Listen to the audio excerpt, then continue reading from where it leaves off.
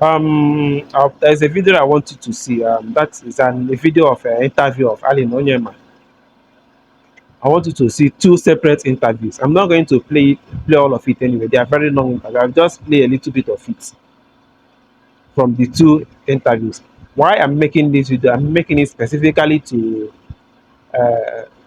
highlight to us how Reno omokiri is deceiving Nigerians, is deluding Nigerians, and is turning Nigerians away from the problems that is facing Nigeria, and the problems that is rocking Nigeria and causing uh, our economy to crumble further. Now, I want to talk something from the video. That is why I'm sharing it. It's about the struggles and everything that Ali Nanyema has faced because he wants to fly from Nigeria to London. We are going to watch the two videos and then you hear what I have to say. Let's watch the video. But, I mean, the road to this moment, I don't think was just smooth like that, the way everybody is jubilating. We must have faced some challenges before we got to this point. Will you take us through some of those challenges? And then secondly, the last time a Nigerian airline took that route, flew that route, was 7 years ago. That was Medview. And there were issues with Medview. Have you done a review of those circumstances that led to the failure of Medview? So challenges and a review and lessons learned from the past experience of Medview so that this can be a sustainable operation. Thank you very much. Happy Easter, gents and lady. Happy Easter. The truth is, if I dwell so much on the, I would like to look forward, because if you start discussing all the challenges that faced us towards achieving this London route, honestly, you feel like crying, you feel like weeping. First of all, you suffer what I call both internal and external conspiracies. It took us 7 years. We got the designation, I think, about 6.5 years ago, to go into London. Since then, it has been cat and mouse game. We actually procured our 3 777s because of this route, not for any other route, because we wanted to give it the blow that it deserved as at that time. However, we were not allowed to go. It's not just, whether you like it or not, there's what we call international aeropolitics, which is very dirty. We applied to get, for the TCO. TCO means Third Country Operators Permit. You must get that, excuse me, you must get that one before you start going into any European country, UK inclusive. And the TCO organization from Europe wrote our Nigerian Civil Aviation Authority, do you know Airpeace? Do you know about their designation? And we were denied. My own country denied us. So they threw it back. Went back to the NCA, they said, oh, we didn't tell you. You didn't tell them.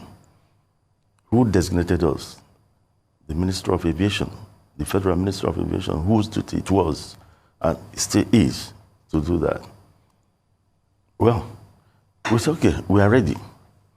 They refused. They said, until they allow us to apply.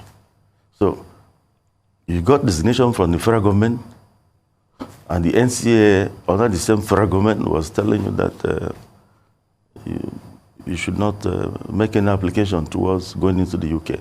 Meanwhile, you gave us the nod to go to China, go to India.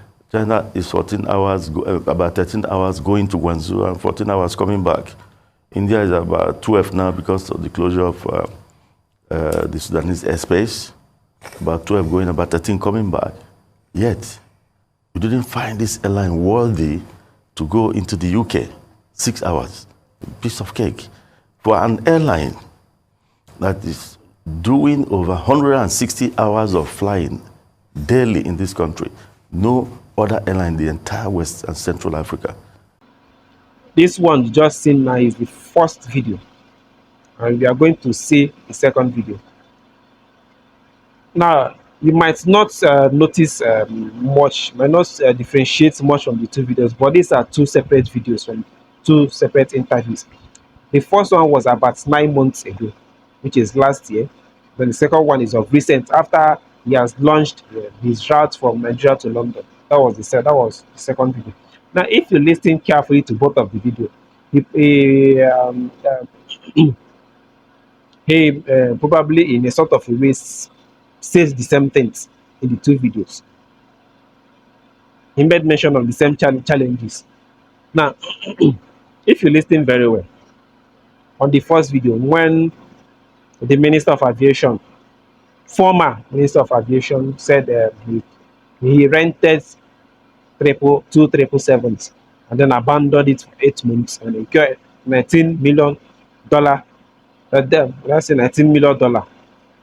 He has to be paid for. He has to be paying for rentals. According to what the man said, he pays $500,000 for. He rented two for each of the. One is 250, one is 250. So both of them is 500.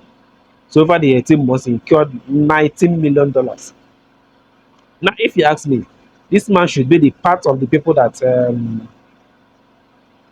Ali Noyema is talking about, that does not want him to fly from Nigeria to London. Because if you listen to the second video, like I said, I didn't play all. You can go to YouTube, so you will see all of the video. If you listen to the second video, we hear him say that that was it ANTC or ANAA. I've forgotten what he called that agency. They prevented him from going into London for 4 years, 4 good years. They keep applying and they keep rejecting him. And at a certain point, they tell him to bring in one agency to audit them. I've forgotten what he called that agency. He spent 200 million naira, over 200 million naira, to bring in that agency to audit them. After the audit, they waited for this the same agency to call them. So this foreign agency now wrote uh, to this Nigerian agency that they should allow this people to go for audit, one audit in the European Union. I forgot the called TOC, as in we called it TOC or TT, something like that. So they will go for that audit because they have to be certified by that agency that he brought in for before you can go for this audit. So you can fly into London, like you said, you have to be certified by that European body before you go into any European country. So I don't want to make the story long. You can go and watch the video, you will understand better. But the reason why I'm making this video is this. Ronnie Omokiri is always talking about how we should grow Naira, how we should grow Naira. We should drive in nothing, fly airpiece, everything in Nigeria, use glue, everything in Nigeria, we shoot everything in Nigeria. But look at what this man went through. Just look at what this man went through in the hands of the so-called Nigerians. This is an indigenous establishment that Reno Omokri is talking about that we should use. But if this man wants to fly, if this man carrier wants to fly into London, look at what he went through in the hands of Nigeria that is trying to prevent him from flying into Nigeria. Now, Reno Omokri called himself a patriotic Nigeria. He wants Nigeria to move forward. He wants Nigeria to be better. He wants this for Nigeria. He wants that for Nigeria. But I have never for once heard him talk about demand. I will not even say talk. Demand, because a patriotic person demand. They don't talk. They demand for this, for things to be done for the betterment of the people. I have never seen him demand for a better policies. Just like I'm talking about this Ali Noyema case. See what he went through. He was they gave him they gave him they approved his London destination 6 years ago. So he fought for this. He said he fought for this thing for 8 years just to fly into London. So this is a an indigenous establishment. So if if Nigerians are sabotaging their own indigenous establishment, how does Reno Omokere think that this naira he's talking about will grow and our economy will grow? Because it is our own indigenous establishments that will grow our economy stronger, as we make our economy stronger. Because foreign investors, when they come into Nigeria, when they invest and when they make their profit and their money, they will want to repatriate, and that repatriation requires dollars. So they are taking out from Nigeria to their own country. Instead of the money will remain into Nigeria, instead of the money will be reinvested into Nigeria, we take the money back and invest it in their home country. But our own indigenous country, when we make the money here, we still invest the money here. It will make our economy to grow.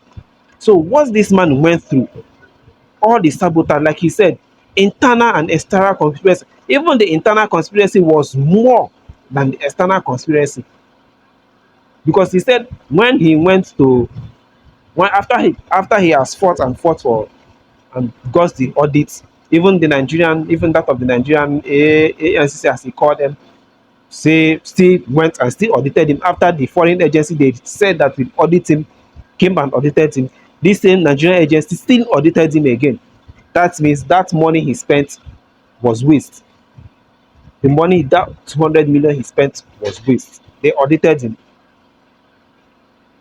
You see, even before after they gave him the destination this thing now, if after the Nigerian government gave him approved a Nigerian to London destination, he wrote to that for forgotten what he called that agency. He wrote to the, which is for you to enter any European country.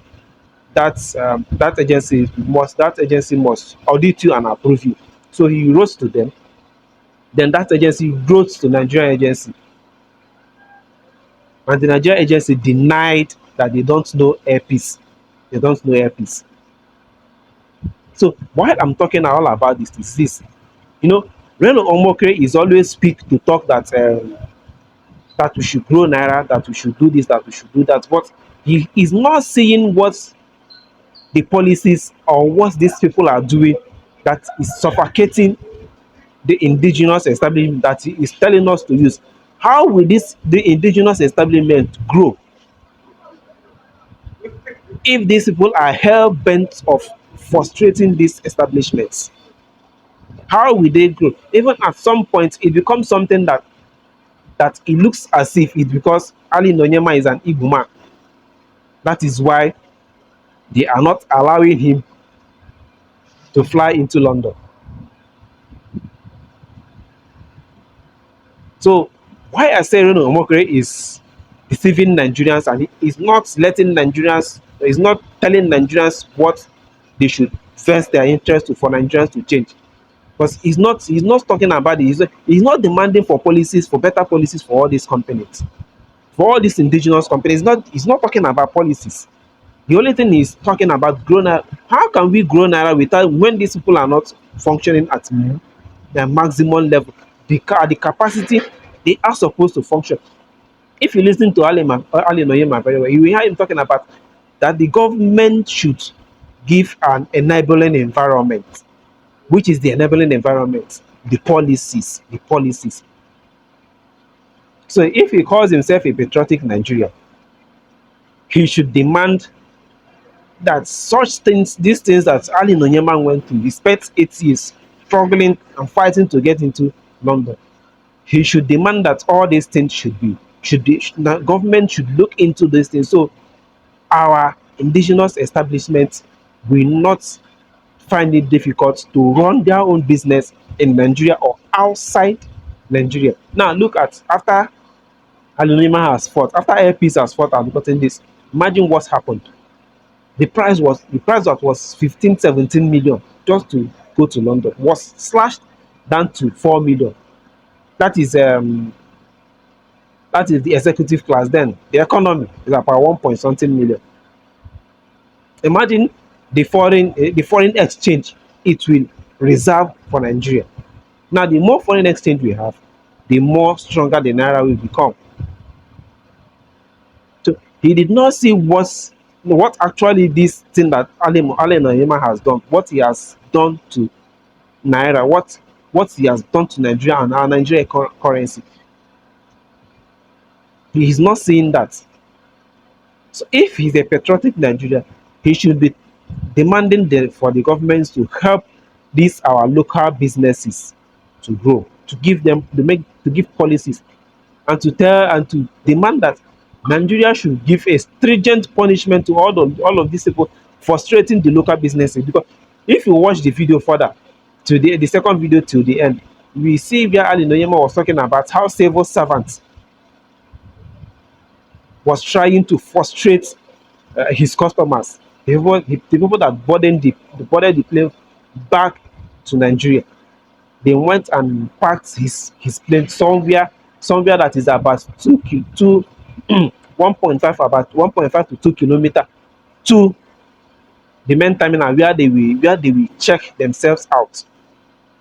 Now they will have to, like I said, they want him to use this shuttle bus, or have to carry them to that terminal, and still the same thing, they have to go there and still bring their luggages. So imagine how, if all these things would have happened, imagine what would have happened. That people will hate uh, airpeace, people hate the service of, and that is their plan. And this was done by a Nigerian person. This was done by a Nigerian person. So if he's talking about we should use Nigerian services, use Nigerian company, use Nigerian product, he should still talk about, look, he talk about the policies. He should tell the man for the government to make better policies for all this, for these people to able to, for this company to be able to survive in Nigeria. Nigerians are helping the British to kill Nigerian companies, so the British company will flourish and dominate the market, and dominate the market. Some people now say maybe yeah, when he talked about earpiece. What did he talk about? The Ishiago. He talked about the Ishiago, and then talked about the earpiece is now flying from Nigeria to London. What about the things that's the earpiece went through, the all the hurdles, all the fights they have to fight before they were able to get these things to happen? Did he talk about it? And he called himself a patriotic Nigerian. If if patriotism, if patriotic Nigerian were to be here, Reno Omokiri is far away in the mass. He is not a patriotic Nigerian. He's actually deluding Nigerians, and he is turning Nigerians away from what will actually help Nigeria to work better, from what will actually help Nigerian economy to grow. He is busy chasing Peter Obi left and right and center, and he calls himself a patriotic Nigerian.